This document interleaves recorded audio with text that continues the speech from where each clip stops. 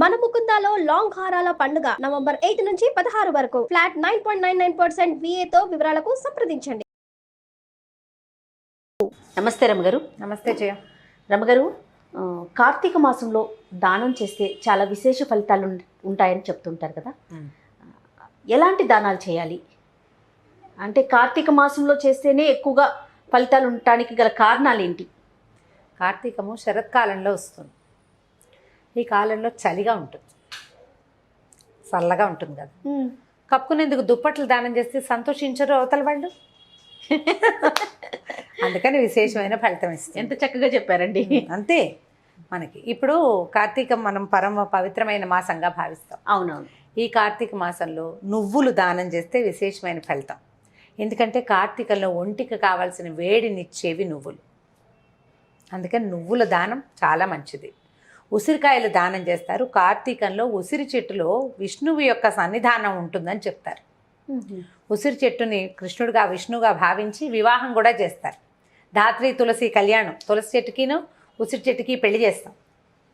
ఉసిరి చెట్టు కిందే భోజనాలు చేస్తాం, మన భోజనాలు. ఆ చెట్టుకి ఈ రోజుల్లో దాంట్లో జీవం హెచ్చుగా ఉంటుంది, లైఫ్ ఎక్కువ ఉంటుంది. ఎక్కువ సి విటమిన్ ఉండేటువంటి ఉసిరికాయల్ని దానం చేస్తే కూడా చాలా మంచి ఫలితం లభిస్తుంది. ఇప్పుడు పురాణం ప్రకారం అయితే బ్రాహ్మడికి దానం చేయండి, బ్రాహ్మడికి దానం చేయండి అదే చెప్తారు. బ్రాహ్మడికే దానం చేయాలా అని అడిగితే నేను అక్కర్లేదని చెప్తా. పురాణంలో చెప్పబడింది. పురాణం కృతయుగం నాడో త్రేతాయుగం నాడో లేకపోతే ద్వాపర యుగం నాడో చెప్పబడ్డాయి, లేదా తొలి కాలంలో చెప్పబడింది. అప్పట్లో బ్రాహ్మణులు ఏం చేసేవాళ్ళు? ఇప్పుడు మనం చెప్పుకునేటట్టుగా పంతుళ్ళు మీరు రిజర్వేషన్ లేని వ్యవహారాలు అవన్నీ ఆ కాలం నాటివి కాదు. అప్పుడు బ్రాహ్మడు దేశానికి ఉపయోగపడే పని చేసేవాడు. అప్పట్లో దేశానికి ఉపయోగపడే క్రియ ఏంటంటే యజ్ఞయాగాదులు.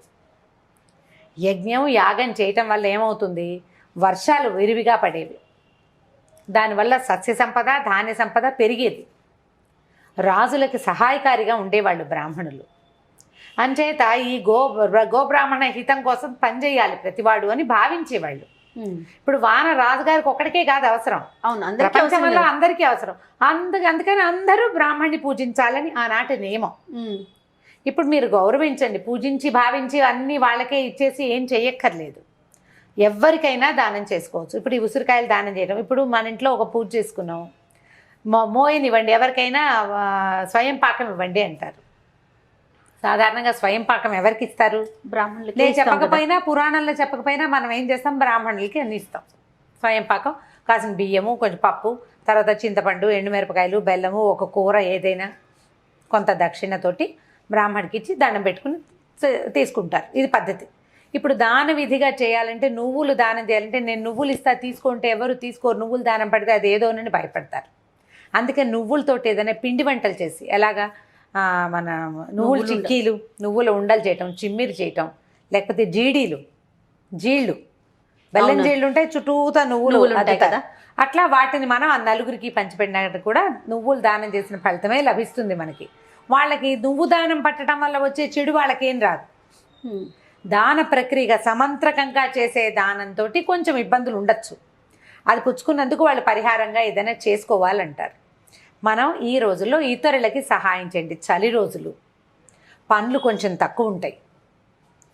పాటక జనం, బీదా బిక్కి జనం పనులు చేసుకుని బతికే వాళ్ళకి పనులు కాస్త తగ్గిపోతాయి. వాళ్ళకి తిండి పెట్టండి, అదొక దానం. దుప్పట్లు ఇవ్వండి కప్పుకోవటానికి, పాత బట్టలు వస్త్రదానం ఇవ్వండి. కొత్త బట్టలు దానం చేస్తే ఫలితమే, పాత బట్టలు దానం చేసినా ఫలితమే. వెచ్చటి బట్టలు, ఉన్ని బట్టలు అలాంటివి దానం చేయటం వల్ల ఏంటంటే ఒకళ్ళు మన వల్ల సంతోషంగా ఉంటారు. పాజిటివ్ ఎనర్జీ చూడు. దాన ప్రక్రియని ఏదో మహాద్భుతమైన ప్రక్రియ, కర్ణుడు వాళ్ళ శిబిదధిచిని జ్ఞాపకం చేసుకుని ఆ రకంగా ఎలాగో చేయాలని అనుకోవద్దు. పురాణం మనకి ఒక పద్ధతి ప్రకారం చెప్తుంది. అందులో నుంచి ఈ రోజుకి మనకి అవసరమైన విషయాన్ని తీసుకోవాలి, మన అవకాశాన్ని బట్టి తీసుకోవాలి. ఇప్పుడు నదీ స్నానం చేయాలి కార్తీకంలో. ఏ నదికి వెళ్తావు రోజు నువ్వు? ఈ ఊళ్ళో నుంచి వెళ్ళలేకపోతామే. అప్పుడు ఏం చేస్తాం మనం? గంగను దలుచుకుంటూ గంగే చేమినే చేవ గోదావరి సరస్వతి నర్మదే సింధు కావేరి జలేస్మిన్ సన్నిధిం కురు అని ఈ నీటి యందు ఈ మొత్తం నదీ జలాలన్నీ ఉన్నట్టుగా భావించి హరగంగే అని గంగానదిని తలుచుకుని స్నానం చేస్తే సూక్ష్మంలో మోక్షం, ఆ నీళ్లలో గంగానది ప్రవేశం ఉంటుంది. నీళ్ల యందు ఈ రోజుల్లో గంగ యొక్క శక్తి ఉంటుంది. వేదాల యొక్క శక్తి కూడా నీటి యందు ఉంటుందని కార్తీక పురాణంలో చెప్పబడింది. అందుకని ఈ నీటిని ఇట్లా భావిస్తాం. అలాగే మనం దానం చేసేటప్పుడు కూడా అలాగే దీన్ని నా శక్తి అనుసారం చేస్తున్నానని భావించి, దానం వల్ల మనకు అనుకూడే మహాద్భుత ప్రయోజనం కంటే మనం ఇతరులకు ఇవ్వటం వల్ల వాళ్ళకి ఉపయోగపడుతున్న విషయాన్ని ఆలోచిస్తే చాలా బాగుంటుందని అనిపిస్తుంది నాకు. చాలా ఖచ్చితంగా చెప్పారు. మంచి విషయం. ఇప్పుడు పచ్చళ్ళు పెట్టుకుంటాము, ఊరగాయలు అవి, ఎవరికైనా ఊరగాయ దానం చేయండి. అదేదో బృహత్ కార్యక్రమం కింద కాకుండా మనకి ఎంతవరకు అవకాశం ఉంది, ఎంతవరకు ఇప్పుడున్న సమాజానికి అవసరం, అదే కూరగాయలు ఇవ్వటం. కూరగాయల దానం కూడా మంచిది. కూరలు, పళ్ళు, ఆహార పదార్థాలు, బట్టలు, దుప్పట్లు, వీటితో పాటుగా కార్తీకంలో చెప్పబడే మహాద్భుత దానాల్లో సాలగ్రామ దానం చాలా విశేషమైనది. మంత్రంతో చేస్తాం. అది సాలగ్రామ దానంగా మన చేతితో చేసేది కాదు. అది ఒక బ్రాహ్మణోత్తముని ఎవరినో చూసుకుని అయ్యా సాలగ్రామ దానం చేయదలుచుకున్నాను అంటే వాళ్ళే సాలగ్రామం తీసుకొచ్చి దానికి ఇంత డబ్బులని పెడతారు పద్ధతి. మరి సూక్ష్మంలో మోక్షం చేయాలి కదా. సాలగ్రామ దానం చాలా విశేషమైన ఫలితాన్ని ఇస్తుంది. నదీ తీరాల్లో సాలగ్రామ దానం చేస్తే ఇంకా ఫలితాన్ని ఇస్తుంది అంటారు. ఇవి మంత్రంతో చేయదగిన దానాలు ఏవైనా పెద్దవారిని ఎవరైనా కనుక్కొని మన ఇంట్లో ఉండే పురోహితుడు, మన ఇంటి పురోహితులు, సమీపంలో ఉన్న దేవాలయంలో ఉన్న అర్చక స్వాములు ఎవరినైనా మనకి అలవాటు ఉన్న వాళ్ళని అడిగి దీపదానం ఒకటి, దీపాన్ని దానం చేయటం. అజ్ఞానాన్ని పోగొట్టేది, అజ్ఞానాంధకారం నుంచి జ్ఞానంలోకి మన తీసుకెళ్లేది దీపం. ఆ దీపాన్ని దానం చేయటం కూడా మంచి ఫలితాన్ని ఇస్తుంది. దీనికి ఒక నేను సూక్ష్మమైన మెథడ్ చెప్తాను చూడు. మన ఇంట్లో పని వాళ్ళే ఉన్నారు, మనకు వాచ్మెన్ ఉంటాడు, సహాయం చేసేవాళ్ళంటారు. 4 బల్బులు కొనివ్వండి, ట్యూబ్లైట్ కొనిపెట్టండి. ప్రత్యక్ష దీపం, మనం బియ్యపిండి దీపం పెట్టి దీపం దానం చేస్తే బ్రాహ్మణుడికి ఎలాంటి ఫలితం వస్తుందో, వాళ్ళకి అవసరమైతే 4 బల్బులు వాళ్ళ ఇంట్లో పెట్టుకోవడానికి, ఏదైనా పిల్లలు చదువుకోవడానికి ఒక ఎమర్జెన్సీ ల్యాంపో ఇచ్చినా కూడా అలాంటి ఫలితం వేస్తుంది. ఇలాంటి విషయాన్ని ఈ రోజుకి కుదిరేలాగా మనం ఆలోచించుకోవాలి. ఇదివరకు రోజుల్లోగా లాగా ప్రమిదిల్లో నూనె పోసుకొని ఒత్తి వేసుకొని వెలిగించుకో అవసరం లేదు కదా. అవసరం కరెంట్ వాడుతున్నాం. దానికి తగినట్టుగా ఒక సహాయకారిగా ఉండేలాగా ఒకటి ఏదైనా ఇవ్వండి ఎవరికైనా. వాళ్ళకి ఆ దీపం ఉపయోగపడిన నాళ్ళు మీ తాలూకు పాజిటివ్ ఎనర్జీ పెరుగుతుంది కదా.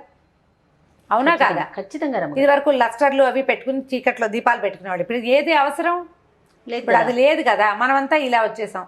అవకాశం ఉండి మీకు చేయాలన్న మనసు ఉంటే బ్రాహ్మణుడికి దీపదానం చేసుకోవటం విశేషమైన ఫలితాన్ని ఇస్తుంది.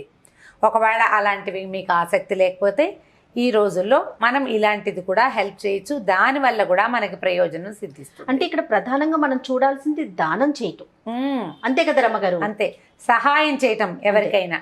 దానివల్ల మనకి ఎంత రావాలో ప్రయోజనం అది దానంతట అదే వచ్చేస్తుంది. నాకెందుకో దానం అనే పదం కన్నా సహాయం అంటున్నారు చూసారా, అది కొంచెం మనకి కనెక్ట్ అవుతున్నట్లు అనిపిస్తుంది. అవును, దాన ప్రక్రియ పురాణంలో చెప్పారు. అవును, దాన్ని సహాయ ప్రక్రియగా చేయండి మీరు. ఇప్పుడు దానం అంటే ఏమిటి చేయ, మనం ఒకళ్ళకి ఇస్తాం, తిరిగి తీసుకో. సహాయం కూడా అలాంటిది. అవును, ఇప్పుడు నేను నీకు ఇది చేశాను, నువ్వు నాకు ఇది చెయ్యి అని అడిగితే దాన్ని సహాయం అనరు కదా. అలాంటిది చేయండి. రెండిటికి ఒకటే అర్థం రమ్మగారు. కానీ మాట్లాడుకునేటప్పుడు ఇప్పుడున్న దానికి మనకి సహాయం అనగానే కొంచెం మంచి పదం లాగా అనిపిస్తోంది. దానం అంటే ఏదో ఎవరికో లేని వాళ్ళకి ఇచ్చేస్తున్నారా, అదేదో పెద్ద కార్యక్రమం కింద అలా భావించకుండా ఇలా చేయొచ్చు. ఇతరులకి సహాయం చేయండి. ఫుడ్ ఐటమ్స్ ఎవరికైనా ఇవ్వటము అవన్నీ కూడా మనకి మంచి ప్రయోజనాన్ని ఇస్తాయి.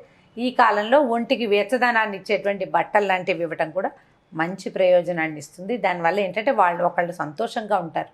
వాళ్ళ మంచి సమయంలో హాయిగా పడుకుని వాళ్ళు ఇచ్చారు, చక్కగా నేను వాళ్ళు పడుకున్నానని మనని మంచి సమయంలో తలుచుకుంటారు. అది చాలు కదా. అది మనకి పాజిటివ్ ఎనర్జీని ఇస్తుంది. అంతే. తప్పకుండా. నమస్తే. నమస్తే.